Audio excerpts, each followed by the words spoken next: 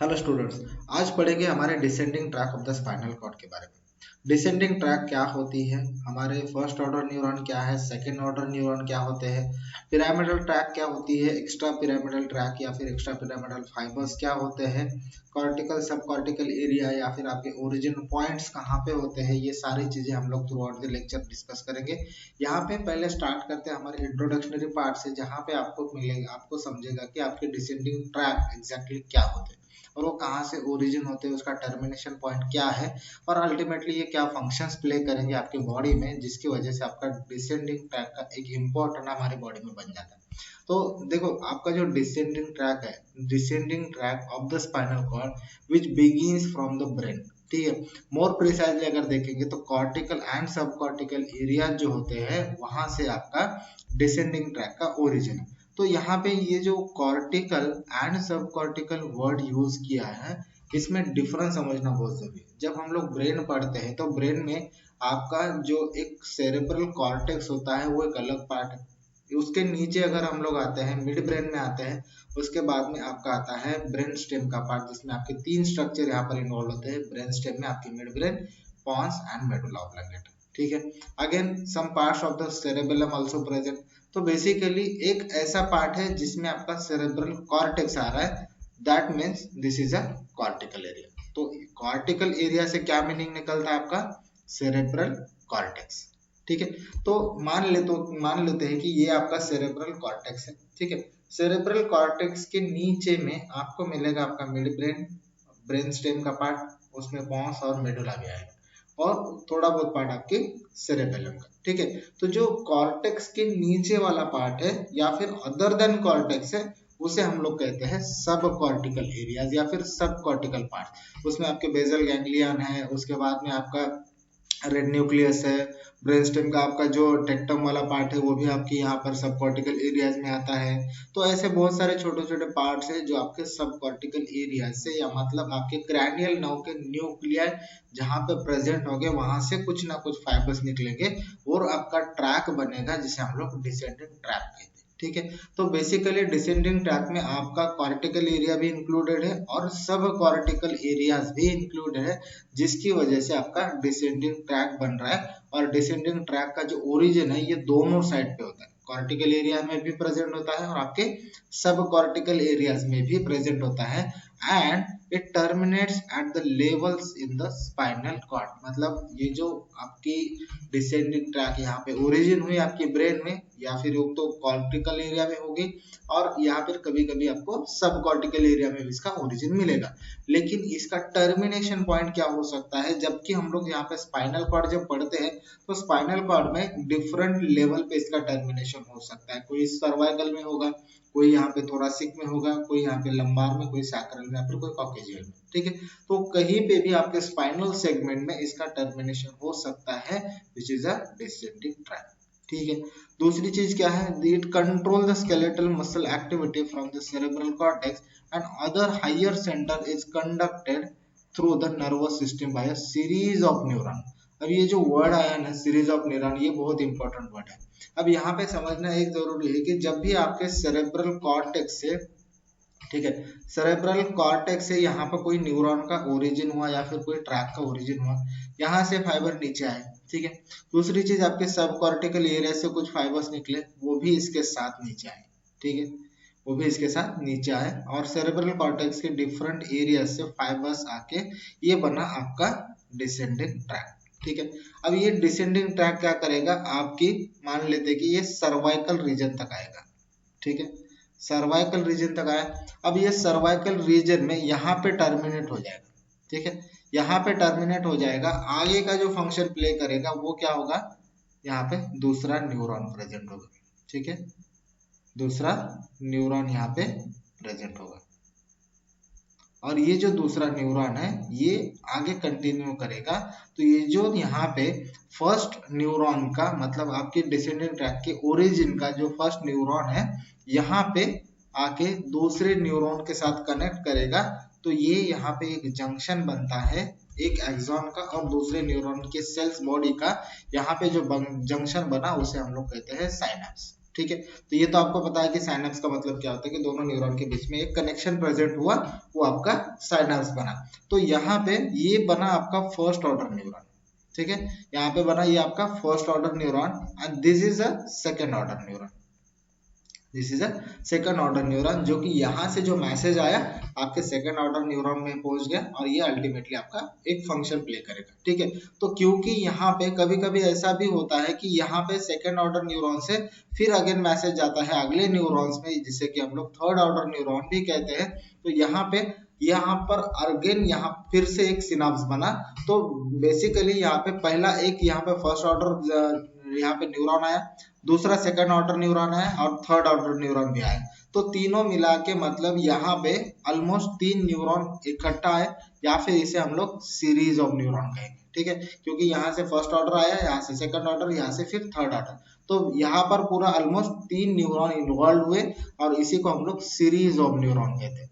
तो basically the control of skeletal muscle activity from the cerebral cortex and higher center is conducted through the nervous system by a series of neuron।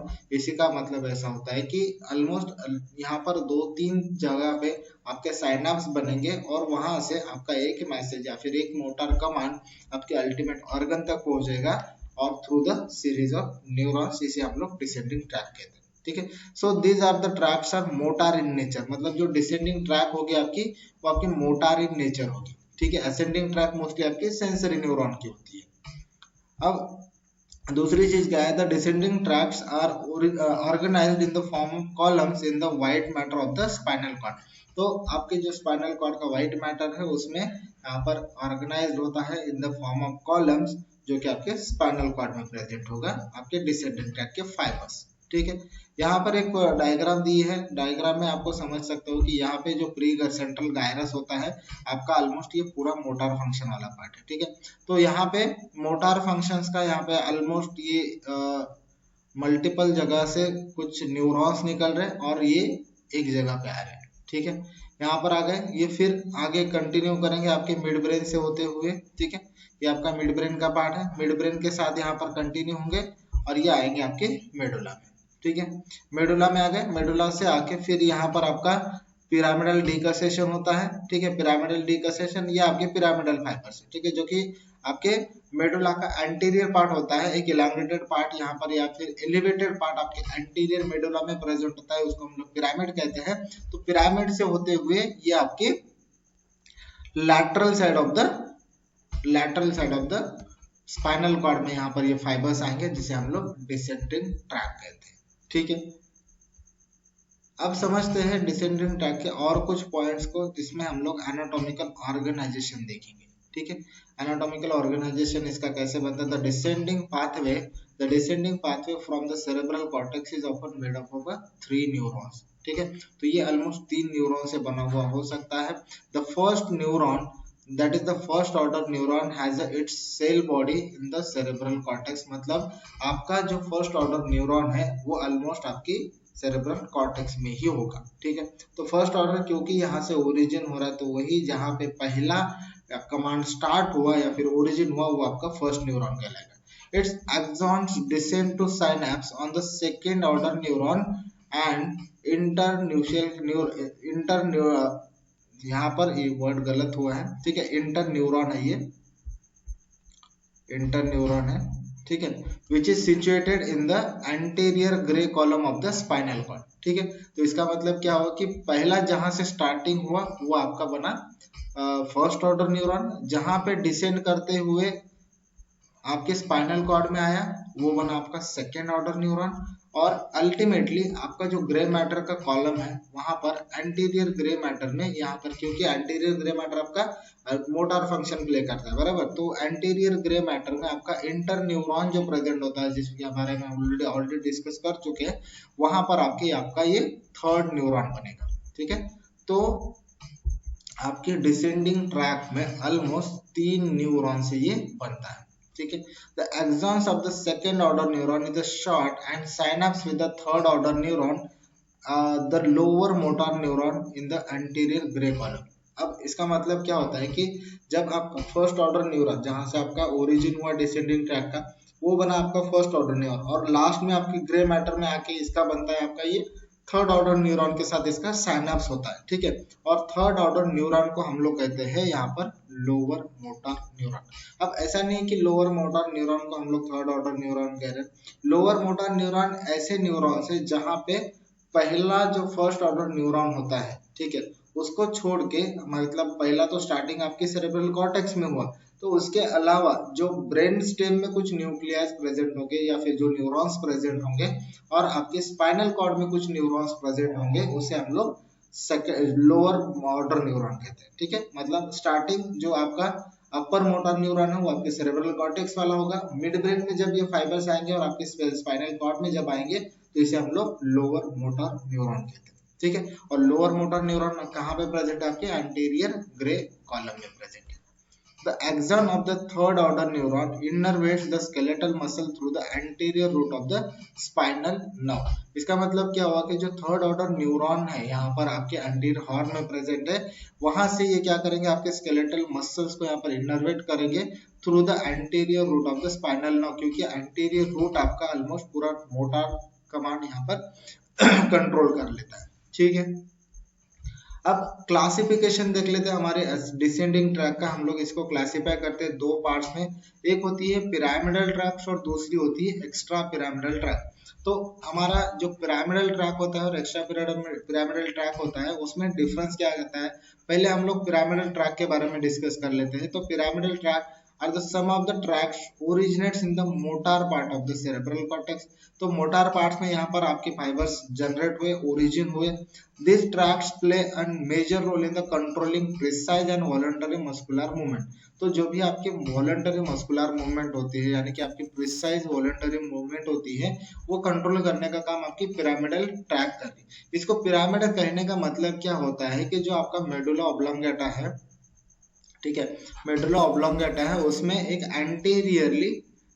Anteriorly जब आप देखते हो तो आपको दो elevation नजर आते हैं। मान लो ये आपका मिडल पार्ट है, तो मिडल पार्ट के लैटरल साइड पे दोनों साइड में आपको दो एलिवेशन मिलते हैं, जिसमें आपके कॉर्टिकल फाइबर्स यहाँ पर आते हैं, ठीक है, कॉर्टिको स्पाइनल फाइबर्स यहाँ पर आते हैं और एक एलिवेशन वाला पार्ट बनाता है जिसे हम लोग पिरामिड कहते हैं, ठीक है।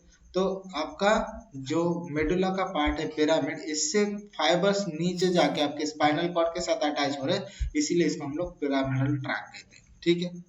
अब दूसरी चीज क्या है, this tracks are grouped in the pyramidal tracks, ठीक है। तो आपकी पिरामिडल ट्रैक के जो फाइबर्स है उसे हम लोग पिरामिडल ट्रैक के फाइबर्स कहेंगे। This extend from the brain to the skeletal muscle. तो आपके ब्रेन से होके आपके स्केलेटल मसल तक मल्टीपल साइनैप्स बना के ये आपके अल्टीमेटली मसल्स तक यहाँ पर एक्सटेंड करते हैं, ठीक है। अब दूसरी चीज क्या है पिरामिडल ट्रैक्स के बारे में, तो pyramidal tracks are of two types. दो टाइप्स के पिरामिडल ट्रैक्स आपको देखने को मिलेंगे। पहली होगी आपकी कॉर्टिको न्यूक्लियर ट्रैक और दूसरी होगी कॉर्टिको स्पाइनल ट्रैक। अब इन दोनों में डिफरेंस क्या होता है, कॉर्टिको न्यूक्लियर मतलब क्या हुआ कि जो आपकी यहाँ पर जो मिड ब्रेन वाला पार्ट या फिर आपके ब्रेन स्टेम वाला पार्ट होता है ना, ठीक है, ब्रेन स्टेम वाला पार्ट होता है, उसमें आपके जो क्रैनियल नर्व के न्यूक्लिया प्रेजेंट होते हैं ना, क्रैनियल नर्व के न्यूक्लिया जो प्रेजेंट होते हैं यहाँ तक ये एक्सटेंड करता है। कॉर्टिको न्यूक्लियर का मतलब क्या, आपके ब्रेन के सेरेब्रल कॉर्टेक्स से होके आपके ब्रेन स्टेम के यहाँ पर क्रैनियल नर्व के जो न्यूक्लिया प्रेजेंट होते हैं वहां तक ये ट्रैक बनाएंगे, ठीक है। मतलब ये स्टार्टिंग पॉइंट कहाँ पे है इसका, starting from cerebral cortex and terminates in cranial nerve nuclei which are present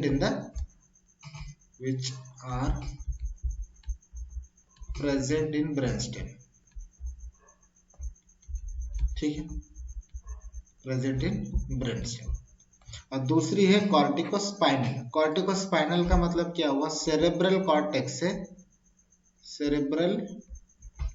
cortex ये इसका स्टार्टिंग या फिर ओरिजिन हुआ, स्टार्टिंग पॉइंट है, ठीक है, and it terminates in the spinal cord, ठीक है, स्पाइनल कॉर्ड ये इसका टर्मिनेशन पॉइंट है। तो दोनों में डिफरेंस समझ में आ गया आपको।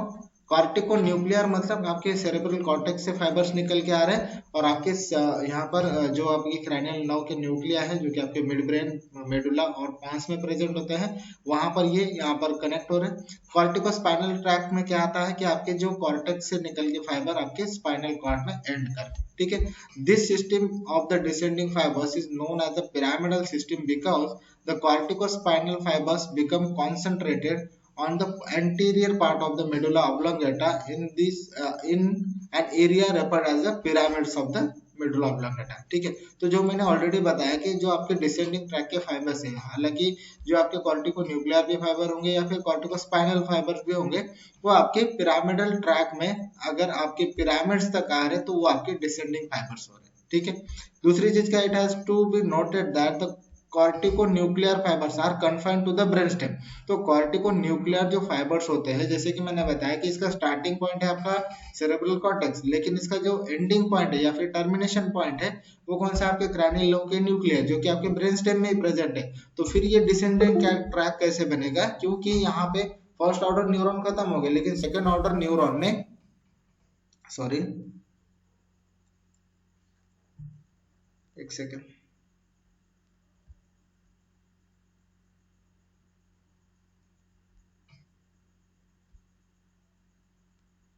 ठीक है। तो यहाँ पे जो फर्स्ट ऑर्डर न्यूरॉन यहाँ से स्टार्ट हुए थे आपके सेरेब्रल कॉर्टेक्स से, वो टर्मिनेट करेंगे आपके ब्रेन स्टेम में, लेकिन सेकेंड ऑर्डर न्यूरॉन से आगे कंटिन्यू करने वाली ये ट्रैक होती है, इसीलिए ये जो ट्रैक बनती है इसे हम लोग डिसेंडिंग ट्रैक कहते हैं।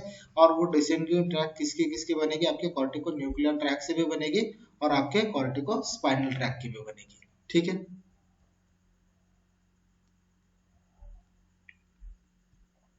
अब यहाँ पे दूसरी चीज क्या है, the pathway consists of the two sets of motor neuron that are referred to as a upper motor neuron and lower motor neuron, ठीक है।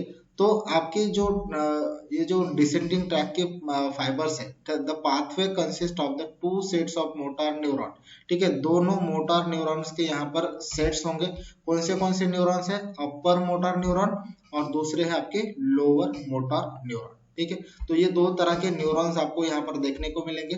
अब देखते हैं एक्स्ट्रा पिरामिडल ट्रैक के बारे में। एक्स्ट्रा पिरामिडल ट्रैक क्या होती है, जो आपका पिरामिडल पार्ट होता है ना, ठीक है, वहां पे जो भी फाइबर्स आपको मिले सेम उस तरह से जो आपकी ब्रेन स्टेम से यहाँ पर कन्फाइंड है वो ऑलमोस्ट आपके एक्स्ट्रा पिरामिडल फाइबर्स होते हैं। The term extrapyramidal track refer to all descending track other than the corticospinal track. मतलब क्या हुआ कि जो कॉर्टिको स्पाइनल ट्रैक होती है वो आपके यहाँ मतलब आपके सेरेब्रल कॉर्टेक्स से स्टार्ट होकर आपके स्पाइनल तक पहुंच रही है, ठीक है। लेकिन जो कॉर्टिको न्यूक्लियर ट्रैक होती है वो क्या कर रही है, आपके स्पाइनल आपके सेरेब्रल कॉर्टेक्स से स्टार्ट होकर आपके यहाँ पर जो ब्रेन स्टेम का पार्ट है वहीं तक ये खत्म हो रही है, तो इसे हम लोग एक्स्ट्रा पिरामिडल ट्रैक कहते हैं, ठीक है।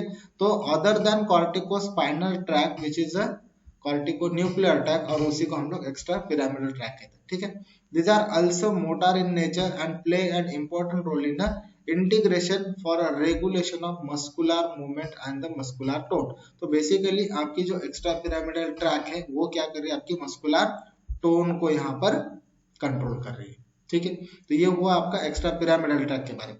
This descending track originate mainly from the subcortical region of the brain.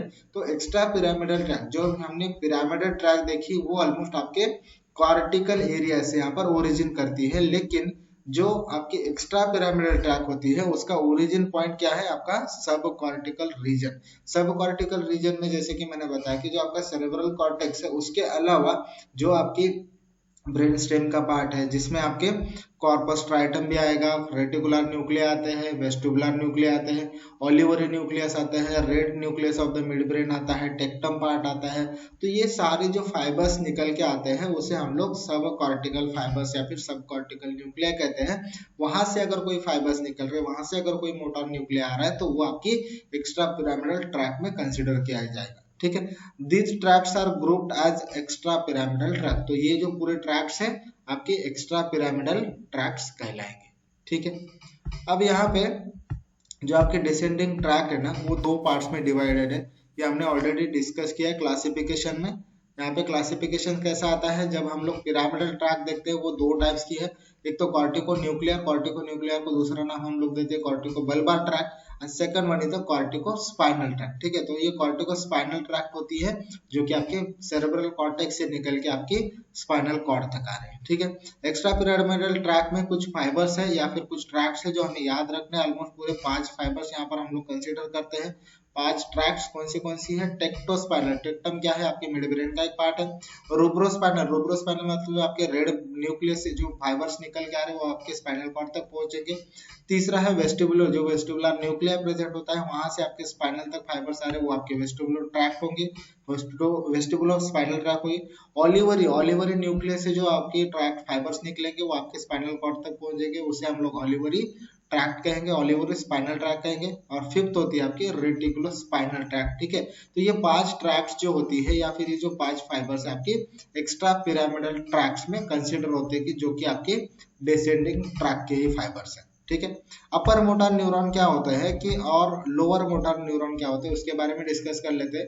जो अपर मोटर न्यूरॉन होते हैं ना, तो upper motor neurons are situated in the cerebral cortex. ठीक है, तो इसको हम लोग सुप्रास्पाइनल न्यूरॉन भी कहते हैं क्योंकि ये स्पाइनल कॉर्ड के ऊपर प्रेजेंट होते हैं, इसलिए इसको सुप्रास्पाइनल न्यूरॉन भी कहते हैं। अपर मोटर न्यूरॉन बेसिकली आपके जो सेरेब्रल कॉर्टेक्स के जो ओरिजिनल पॉइंट्स है जहां से आपका डिसेंडिंग ट्रैक यहाँ पर स्टार्ट हो रहा है, ओरिजिन हो रहा है, वो आपके अपर मोटर न्यूरॉन होंगे, जिसे हम लोग फर्स्ट ऑर्डर न्यूरॉन भी कह सकते हैं। ठीक है, these neurons sends their axons to the different cranial nerve nuclei, मतलब आपके मोटर न्यूरॉन्स के साथ ये कनेक्ट करेंगे इन द ब्रेन स्टेम। ठीक है, तो क्रैनियल नर्व की न्यूक्लिया कहाँ पे प्रेजेंट है? आपके पूरे ब्रेन स्टेम में प्रेजेंट है थ्रू द कॉर्टिको बल्बर और कॉर्टिको न्यूक्लियर ट्रैक। तो अपर मोटर न्यूरॉन जो आपके सेरेब्रल कॉर्टेक्स में प्रेजेंट है वहां से फाइबर्स निकल के आपके सेरेब्रल कॉर्टेक्स के अलावा आपका जो ब्रेन स्टेम का पार्ट है वहां तक पहुंचेंगे। वहां पे क्या मिलेगा आपको? क्रैनियल नर्व के न्यूक्लिया मिलेंगे। क्रैनियल नर्व के न्यूक्लिया और आपके सेरेब्रल कॉर्टेक्स के जो मेन मोटर एरियाज है वहां से जो फाइबर्स निकल के आ रहे हैं जिसे हम लोग फर्स्ट ऑर्डर न्यूरॉन कहते हैं, वही आपके होते हैं अपर मोटर न्यूरॉन। ठीक है, the axons of the upper motor neurons also projects to the anterior horn cells, यानी कि आपके मोटर न्यूरॉन्स के साथ ये कनेक्ट करेंगे at the different level of the spinal cord through the corticospinal tract। तो अपर मोटर न्यूरॉन से आपके 2 ट्रैक बनेंगे, एक तो होगा आपका कॉर्टिकोस्पाइनल, दूसरा होगा कॉर्टिकोन्यूक्लियर। कॉर्टिकोन्यूक्लियर मतलब क्या? सेरेब्रल कॉर्टेक्स से आपके यहाँ पर क्रैनियल नर्व के न्यूक्लियस तक पहुंचेगा जो कि आपके ब्रेन स्टेम में प्रेजेंट है। दूसरा ट्रैक क्या बनेगा? आपके एक्सॉन्स कहाँ से आ रहे हैं? आपके सेरेब्रल कॉर्टेक्स से, और कहाँ पहुंच रहे हैं? आपके anterior horn of the spinal cord में, जिसे हम लोग कहते हैं सेरेब्रो या फिर कॉर्टिकोस्पाइनल ट्रैक्ट। ठीक है, ये 2 ट्रैक बनते हैं आपके अपर मोटर न्यूरॉन से।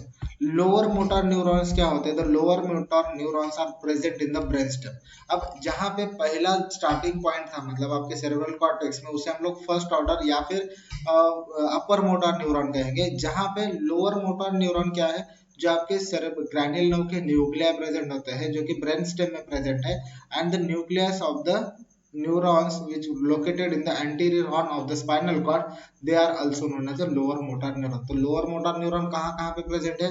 आपके ब्रेन स्टेम में भी प्रेजेंट है और आपके स्पाइनल कॉर्ड में भी प्रेजेंट है। ठीक है, तो जो स्टार्टिंग पॉइंट है वो आपका फर्स्ट ऑर्डर न्यूरॉन या फिर आपका अपर मोटर न्यूरॉन। ठीक है, सेकंड पॉइंट क्या है आपका?